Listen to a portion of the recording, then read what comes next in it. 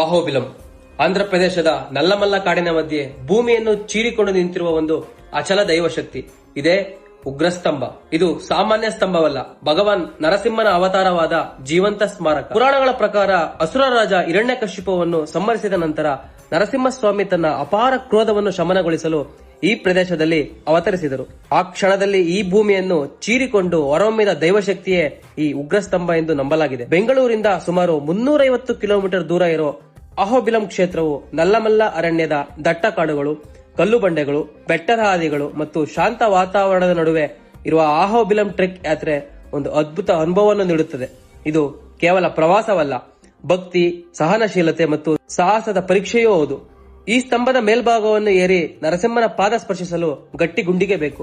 ಇಲ್ಲಿಗೆ ಬರುವ ಭಕ್ತರಲ್ಲಿ 100ಕ್ಕೆ ಬರೀ 5% ಜನ ಮಾತ್ರ ಉಗ್ರಸ್ತಂಭವನ್ನು ಏರುವ ಸಾಹಸ ಮಾಡುತ್ತಾರೆ. ಅತ್ಯಂತ ಕಠಿಣವಾದ 80 ಡಿಗ್ರಿ ನೇರ ದುರ್ಗಮ ಹಾದಿಯಲ್ಲಿ ಸಾಗಿದರೆ ಉಗ್ರಸ್ತಂಭದ ತುತ್ತ ತುದಿ ಮುಟ್ಟಿ ಸ್ವಾಮಿಯ ಪಾದಸ್ಪರ್ಶ ಮಾಡಬಹುದು. ಅಹೋಬಿಲಂ ಕ್ಷೇತ್ರವು ಕೇವಲ ಉಗ್ರಸ್ತಂಭಕ್ಕಷ್ಟೇ ಸೀಮಿತವಲ್ಲ. ಇಲ್ಲಿ ಭಗವಾನ್ ನರಸಿಂಹನು 9 ವಿಭಿನ್ನ ರೂಪಗಳಲ್ಲಿ ನೆಲೆಸಿದ್ದಾನೆ. ಅಹೋಬಿಲಂನಲ್ಲಿ ಇರುವ ನವನರಸಿಂಹ ದೇವಾಲಯಗಳು ಈ ಕಾಡಿನೊಳಗಡೆ ಚದುರಿಕೊಂಡಿವೆ. ಕೆಲವು ದೇವಾಲಯಗಳನ್ನು ತಲುಪಲು ಕಷ್ಟಕರವಾದ ಟ್ರೆಕ್ಕಿಂಗ್ ಮರಗಳನ್ನು ದಾಟಬೇಕು.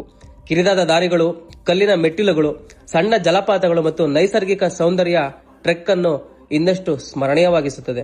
ಕೊನೆಯದಾಗಿ ನನ್ನ ಒಂದು ಕಿವಿ ಮಾತು, ದೇಹದಲ್ಲಿ ಶಕ್ತಿ ಇರುವಾಗಲೇ ಈ ಕ್ಷೇತ್ರಕ್ಕೆ ಭೇಟಿ ನೀಡಿ ನರಸಿಂಹನ ಪಾದಸ್ಪರ್ಶ ಮಾಡಿ. ಧನ್ಯವಾದಗಳು.